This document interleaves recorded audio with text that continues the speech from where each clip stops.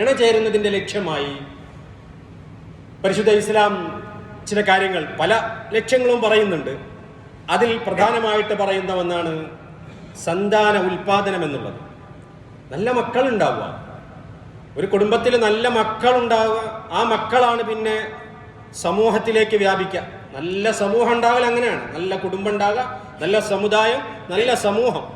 അപ്പൊ സന്താനോൽപാദനം എന്നുള്ളതാണ്, അഥവാ നല്ല സാമൂഹ്യ സൃഷ്ടിക്ക് നല്ല സന്താനോൽപാദനം ഉണ്ടാകണം എന്നുള്ളതാണ് നിയമം. ഒന്ന് അതാണ്. രണ്ടാമതൊന്ന് ധാർമ്മികമായ സംരക്ഷണമാണ് ഇണചേരലിലൂടെ ലക്ഷ്യമാക്കുന്നത്. എന്ന് പറഞ്ഞാൽ നമ്മുടെ അല്ലാഹു സുബ്ഹാനഹു വ തആല നമുക്ക് വിവാഹത്തിലൂടെ അല്ലാതെ ഇണചേരൽ അനുവദിച്ചിട്ടില്ല.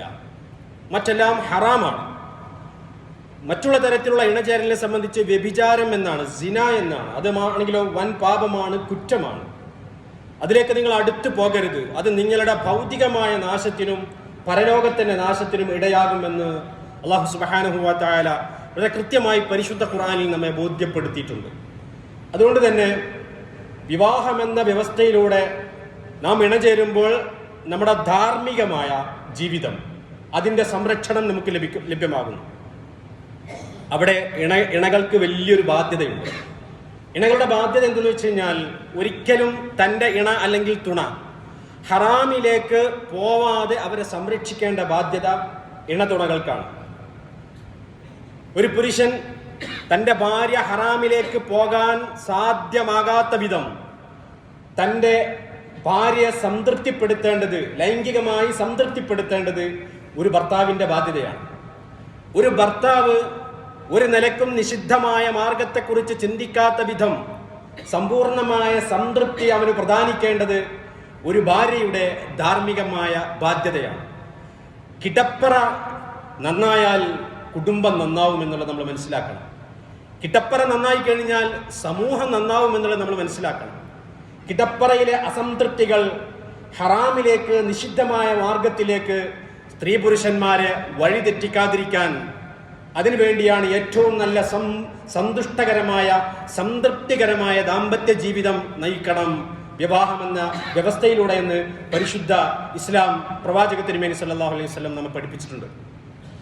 അതെങ്ങനെ ഏറെ സംതൃപ്തികരവും സന്തോഷകരവുമാക്കണമെന്നുള്ളതിന് ഒരുപാട് നിയമവ്യവസ്ഥകൾ, കിടപ്പറയിൽ പാലിക്കേണ്ട ഒരുപാട് വ്യവസ്ഥകൾ നബി സല്ലല്ലാഹു അലൈഹി വസല്ലം, മര്യാദകൾ, വ്യവസ്ഥകൾ എന്ന് പറയുന്നതിനേക്കാൾ നല്ലത് മര്യാദകൾ എന്ന് പറയുക. ആ മര്യാദകൾ വിശദമായി പറയാൻ ഈ സന്ദർഭം ഉചിതമല്ലാത്തത് കൊണ്ട് ഞാൻ അങ്ങോട്ട് കടക്കുന്നില്ല. അതുകൊണ്ട് ഒന്ന് ധാർമ്മികത സംരക്ഷിക്കുക എന്നുള്ളതാണ്. മറ്റൊന്ന്, രണ്ടാമതായിട്ട് പരസ്പരം സുഖമെടുക്കുക എന്നുള്ളതാണ്. മനുഷ്യ സഹജമാണ് ലൈംഗികമായ ആസ്വാദനം എന്നുള്ളത്. അത് ജീവജാലങ്ങൾക്കുണ്ട്, അത് മനുഷ്യർക്കുണ്ട്. ലൈംഗികതയെ ഒരിക്കലും അപരാധമായിട്ട് കാണേണ്ടതില്ല. ലൈംഗികത സംശുദ്ധമാണ്.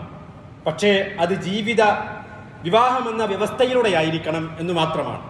അത് പരിശുദ്ധമാണ്, അത് പ്രതിഫലാർഹമാണ്. നബി സല്ലല്ലാഹു അലൈഹി വസല്ലമ ഒരു ഹദീസിലൂടെ പഠിപ്പിക്കുന്നത്, തിരുനബി സല്ലല്ലാഹു അലൈഹി വസല്ലം പറഞ്ഞു, നബി സ്വതക്കയെ സംബന്ധിച്ച് ഇങ്ങനെ വിശദീകരിച്ചു കൊടുക്കുകയാണ്. നബി സല്ലല്ലാഹു അലൈഹി വസല്ലമ ഓരോ കാര്യങ്ങളും, പൈസ കൊടുക്കൽ മാത്രമല്ല, നിങ്ങൾ തസ്ബീഹും തഹ്ലീലും തഹ്മീദും ഒക്കെ സദഖയാണെന്ന് പറഞ്ഞു കൊടുക്കണം. അതിനിടയ്ക്ക് റസൂൽ കരീം സല്ലല്ലാഹു അലൈഹി വസല്ലം പറഞ്ഞു, ഫീ ബുളി അഹദികും സദഖ, നിങ്ങൾ പരസ്പരം ഇണ ചേരുന്നതും സദഖയാണ്. നിങ്ങൾ പരസ്പരം ഇണ ചേരുന്നതും സദഖയാണ്, പ്രതിഫലാർഹമാണ് എന്ന് റസൂൽ കരീം സല്ലല്ലാഹു അലൈഹി വസല്ലം പറഞ്ഞപ്പോൾ സ്വഹാബത്ത് ചോദിച്ചു, അല്ല നബിയെ, ഞങ്ങൾ ഓരോരുത്തരോടും അവരുടെ വികാര ശമനത്തിന് വേണ്ടി പരസ്പരം ഇണ ചേരുന്നത് എങ്ങനെയാണ് ഞങ്ങൾക്ക് പ്രതിഫലാർഹമാവുക? അത് സ്വാഭാവികമായിട്ടും ദാഹിച്ചാൽ വെള്ളം കുടിക്കും, വിശന്നാൽ ഭക്ഷണം കഴിക്കും, ലൈംഗിക ദാഹം ഉണ്ടായിക്കഴിഞ്ഞാൽ അത് ഇണചേരും. ഇതിന് പ്രത്യേകം പ്രതിഫലമുണ്ടോ? നബി സല്ലല്ലാഹു അലൈഹി വസല്ലം പറഞ്ഞത്, അതെ, അതിന് പ്രതിഫലമുണ്ട്. നിങ്ങൾ അത് ഹറാമായ മാർഗത്തിലൂടെയാണ് നിങ്ങൾ ഉപയോഗപ്പെടുത്തുന്നതെങ്കിൽ നിങ്ങൾക്ക് കടുത്ത ശിക്ഷ അല്ലാഹുവിന്റെ അടുത്ത് നിന്ന് കിട്ടൂലേ? അതെ, എങ്കിൽ നിങ്ങളത് ഹലാലായ മാർഗത്തിലൂടെ ഉപയോഗിക്കുമ്പം അള്ളാഹു നിങ്ങൾക്കതിന് പ്രതിഫലവും നൽകുന്നതാണ്. അപ്പോ മനുഷ്യന്റെ നൈസർഗികമായിട്ടുള്ള ആസ്വാദനങ്ങൾക്ക് പോലും അല്ലാഹു സുബ്ഹാനഹു വ തആല പ്രതിഫലം വെച്ചത്, നിങ്ങളുടെ ഇത്തരം ആസ്വാദനങ്ങളും ഇണചേരലും നിങ്ങളുടെ കിടപ്പറയിൽ മാത്രം ഒതുക്കണം, പുറത്തേക്ക് പോകരുത്.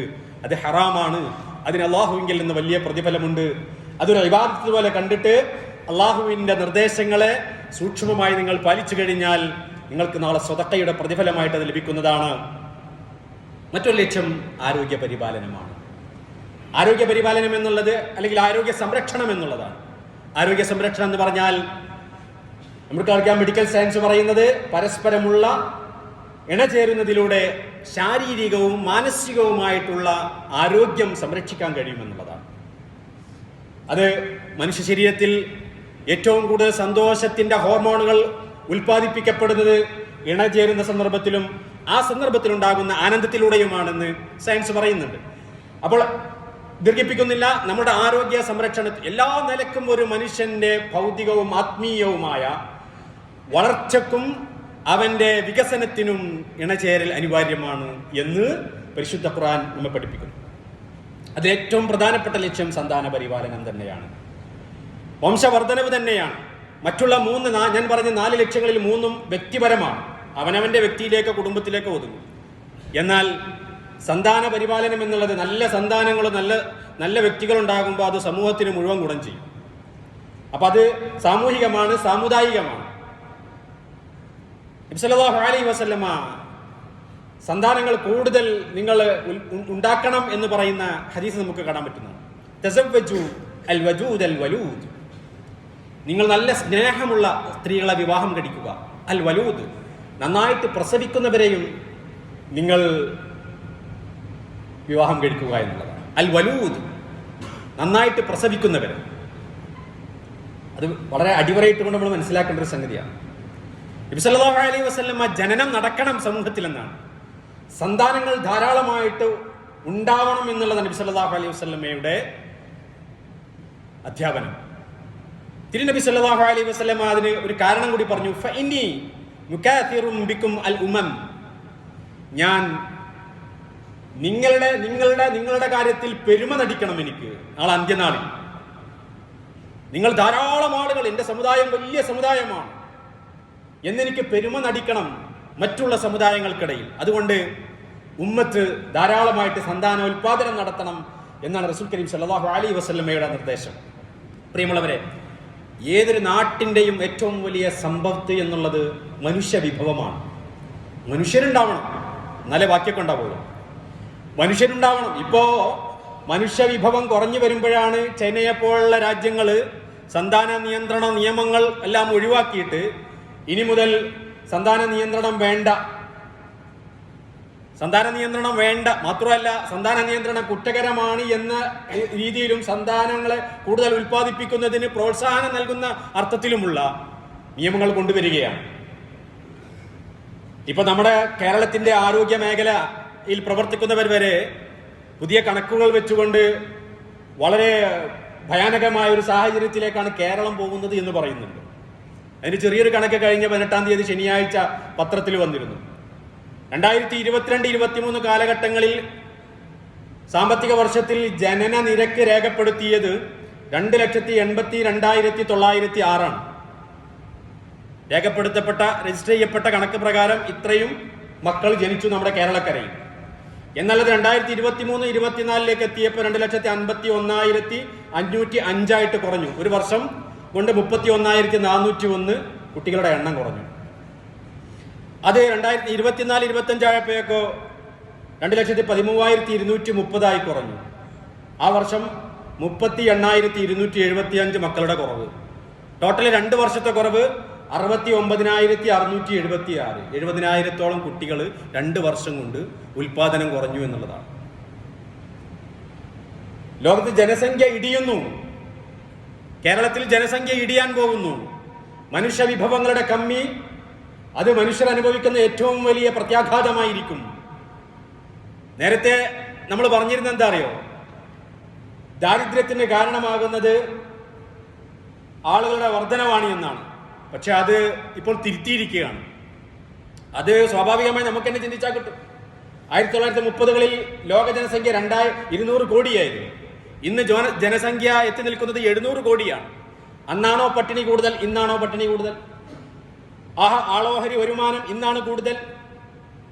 ജനങ്ങളുടെ ജീവിത സൗകര്യങ്ങൾ ഇന്നാണ് വർദ്ധിച്ചിട്ടുള്ളത്. അപ്പോൾ ആളെണ്ണം കൂടുന്തോറും ദാരിദ്ര്യം കൂടുമെന്നുള്ള കണക്ക് അത് ശരിയല്ല എന്നുള്ളതാണ് നമുക്ക് മനസ്സിലാക്കി തരുന്നത്.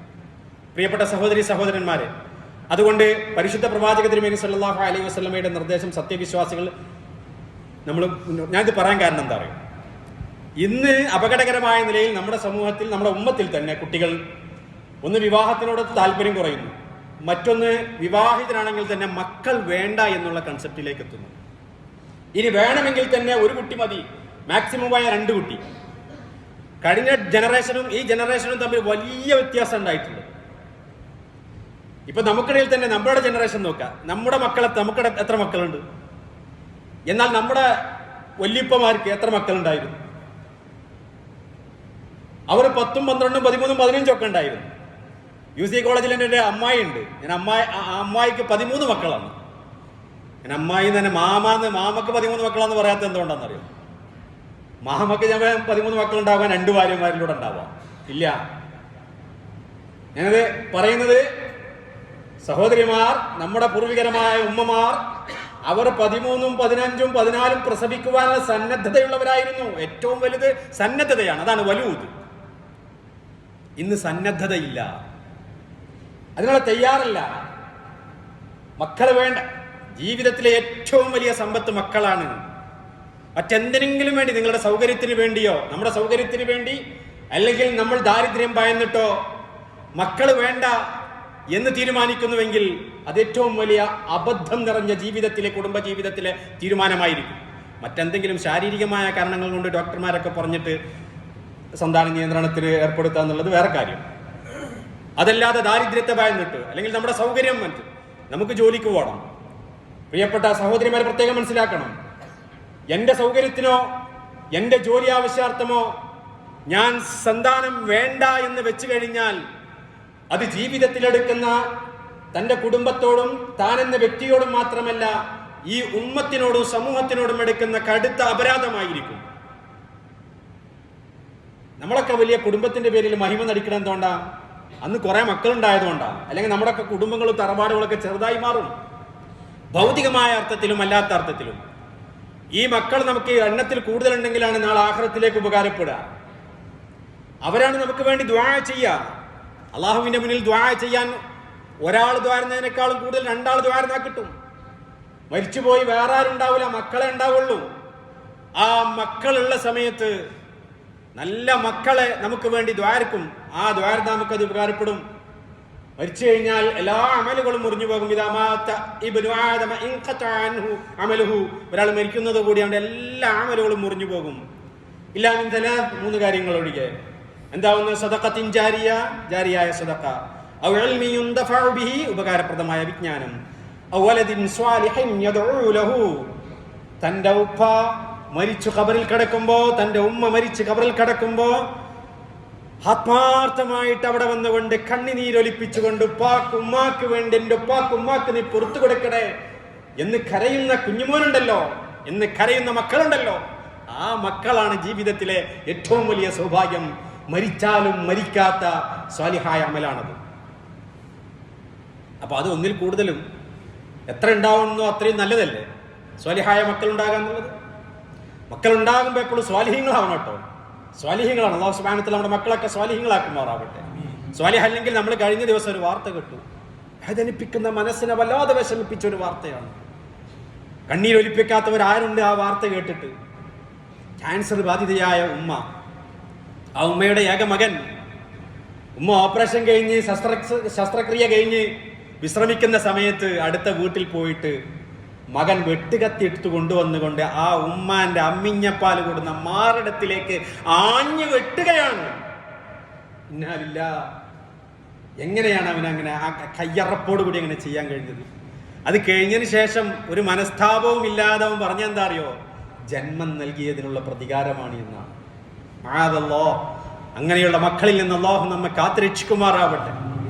ആ ഉമ്മയുടെ കാൽ പാദസേവ ചെയ്തിട്ട് സ്വർഗം വാങ്ങിക്കുന്നതിന് പകരം ആ ഉമ്മയുടെ രക്തം കൊണ്ട് നരകം വാങ്ങിച്ചവൻ എത്ര ഹതഭാഗ്യനാണ്. അല്ലാഹു കാത്തുരക്ഷിക്കുമാറാവട്ടെ.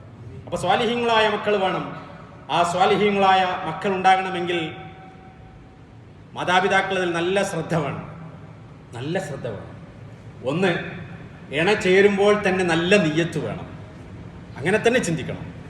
എന്നിട്ടോ ഇണ ചേരുമ്പോൾ നബി സല്ലല്ലാഹു അലൈഹി വസല്ലം പറഞ്ഞു, നിങ്ങൾ ഇങ്ങനെ ചൊല്ലണം, ലൗ അന്ന അഹദകും ഇദാ അറാദ അൻ യഅതിയ അഹ്ല, ആരെങ്കിലും തന്റെ ഇണയുടെ അടുത്തേക്ക് പോകാൻ ഉദ്ദേശിക്കുകയാണെങ്കിൽ അഥവാ ഇണ ചേരാൻ ഉദ്ദേശിക്കുന്നുവെങ്കിൽ ഫഖാൽ, അവൻ പറയട്ടെ ബിസ്മില്ലാഹിർ റഹ്മാനിർ റഹീം, ബിസ്മില്ലാഹ്, അല്ലാഹുവിന്റെ നാമത്തിലാണ് ചേരുക. എന്നിട്ട് അവൻ ദുആ ചെയ്യണം ഇങ്ങനെ, അല്ലാഹുമ്മ ജന്നിബ്ന ശൈത്താൻ വജന്നിബ് ശൈത്വാന മാ റസഖ്തനാ. ഇതറിയാത്തവരൊക്കെ അത് പഠിച്ചു വെക്കണം. വിവാഹിതരല്ലാത്ത കുട്ടികളുണ്ടല്ലോ, അവരൊക്കെ ഇതൊക്കെ പഠിച്ചു വെച്ചിട്ട് വേണം വിവാഹം കഴിക്കാൻ. അങ്ങ് പോയിട്ടാണ്ട് വിവാഹം കഴിക്കലല്ല.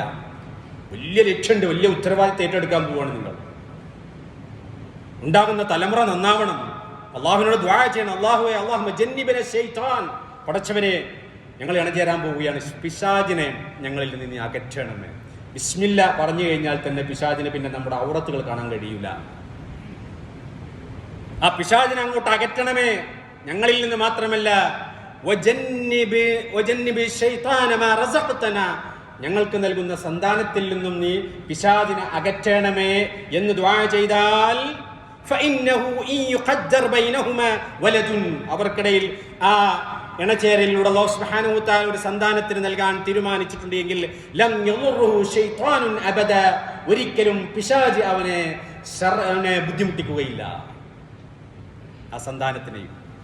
അപ്പോ തങ്ങളിൽ നിന്ന് പിശാച് പോയി, കിട്ടപ്പറയിൽ നിന്ന് അസ്വസ്ഥതകളില്ലാത്ത പിശാച് നമ്മളെ എപ്പോഴും തെറ്റിക്കാൻ നോക്കൂട്ടോ. പിശാചിന് എപ്പോഴും വലിയ ഇഷ്ടം എന്താ അറിയോ, ഭാര്യാഭർത്താക്കന്മാരെ അകറ്റുക എന്നുള്ളതാണ്, മാനസികമായി അകറ്റുക. കിടപ്പറ പ്രശ്നങ്ങൾ പരിഹരിക്കണമെങ്കിൽ പിശാചിൽ നിന്ന് ആദ്യം നമ്മൾ കാവലിനെ ചോദിക്കുക. മക്കളെ നന്നാക്കണമെന്ന്, നല്ല സ്വാലിഹീങ്ങളായ സന്താനങ്ങൾ ഉണ്ടാകണമെന്ന് ആഗ്രഹമുണ്ടോ, നമ്മൾ ഇണ ചേരുമ്പോൾ അല്ലാഹുവിനോട് കാവലിനെ ചോദിച്ചുകൊണ്ട് ബിസ്മി ചൊല്ലിക്കൊണ്ട് ഇണ ചേരുക. പിന്നെ സന്താനങ്ങൾ ഉണ്ടായിക്കഴിഞ്ഞാലുള്ള ഒരുപാട് ഉത്തരവാദിത്തങ്ങൾ നമുക്ക് വേറെ ഉണ്ട്. അത് ഇൻഷാ അല്ലാഹ് പിന്നീട് നമുക്ക് വിശദീകരിക്കാം. ഇത് ബുഖാരി റിപ്പോർട്ട് ചെയ്ത ഹദീസാണ്.